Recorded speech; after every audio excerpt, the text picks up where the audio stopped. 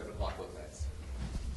Coach, what do you want to see from your team on Wednesday night against a very good Cal team? Well, we just got real good news yesterday that we're #1 in the nation as far as taking care of the basketball, fewest turnovers per night. Against Cal, who really does get out and run, spaces the court really well. They beat Syracuse the other night, and if we don't take care of the basketball, we have to have 10 or fewer turnovers to compete with an explosive team like Cal. So the following, after the Thanksgiving, then we have St. Mary's, and it'll be the same situation. When you're on an opponent's floor who's had a lot of success, they're explosive, and they take a little mistake and they turn it into an easy basket. So we've got to, #1, take care of the basketball. #2, we've got to get good shots when you take care of the basketball, so you make a few of them. And then finally, we're going to have to defend it and rebound, and I hope that's something that we can control. But it's hard to control them if we let them get in the open court. I'm assuming that a lot of these young guys are taking on bigger roles than you probably anticipated because of some of the injuries. How was your evaluation of them through a couple weeks? Well, the freshmen that are getting some time, or the freshman that's getting time in it right now, Alex Abrams played about 10 minutes the other night. He's going to be counted on for 10 or 15 minutes again as we play these high major teams that have a lot of resources, a lot of talent, a lot of size, a lot of depth. We've got to tap into some of our depth and get some production out of them. So it'll be interesting to see how he produces and how he responds to this kind of challenge early on. David Nwaba, is he 100%? David's not. Reese Morgan's about 70%. David Nwaba's probably about 80%.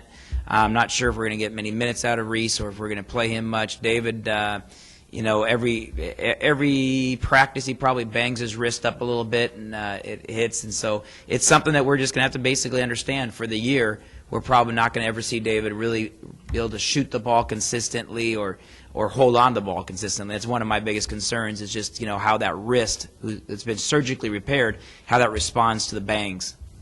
So is it a matter of the fact that it's not going to get any worse if he plays on it, or have you thought about maybe sitting him a couple weeks and getting him to a point where he's closer to 100%? Yeah, I think that's you hit it right on the head. It's one of those situations that when it's rested, it's fine, and when it's going through typical actions, but when you get something hit, it hurts.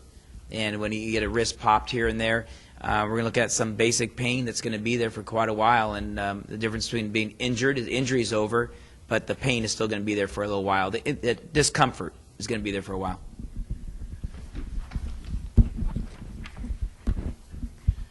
How did it feel to win back-to-back games at home in front of the home crowd to start off the season? Well, first of all, to have a great home crowd was exciting. We had over 2,000 people on Tuesday night against San Francisco State. We had close to 2,500 people on Friday night against Delaware, which was another NCAA tournament opponent. And that was the first time in Cal Poly history we had two teams coming off an NCAA tournament bid playing in Mott Athletic Center. And that was exciting with the brand new video boards.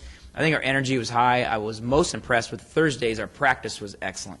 And that kind of built things up from there. Our guys had excitement, the energy. And we came out and we shared the ball. And we had 10 assists, 0 turnovers the first half, and that was about as proud as I could be as far as our team goes, as far as really knowing how to play as a team. So how good is Cal? Well, I think Cal is as good as defensively as any of the Pac-12 teams out there. They're as explosive as anybody. About their only weakness right now is that they haven't shown a bench that's going to come off and score 20 points each. So their top 5, 6, 7 are there. They've played 7 or 8 guys. I think they can compete for a conference title. I think they'll be in the top tier, top 4 or 5 guys in the Pac-12.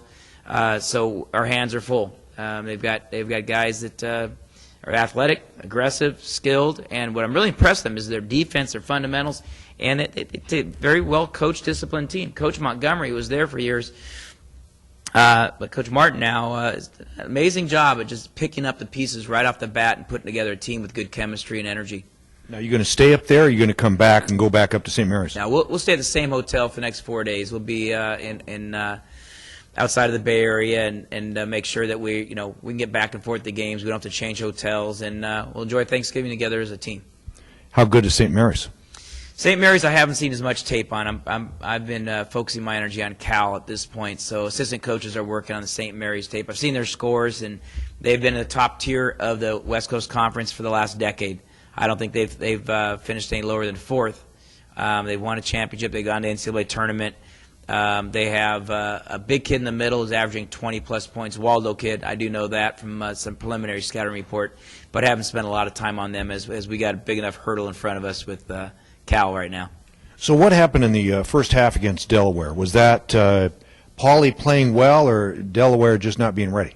Well, I want to give us a lot of credit for sharing the basketball, and I want to be very realistic that we played a Delaware team that traveled across the country, flew into L.A., flew up here the night before, got in that evening, had a practice, and as we found out in our travels that jet lag does exist, sleeping in other beds does reduce it, and being in a new environment reduces your shooting percentage. So that's why we like to travel, so that we can toughen ourselves up and get mentally disciplined to handle that.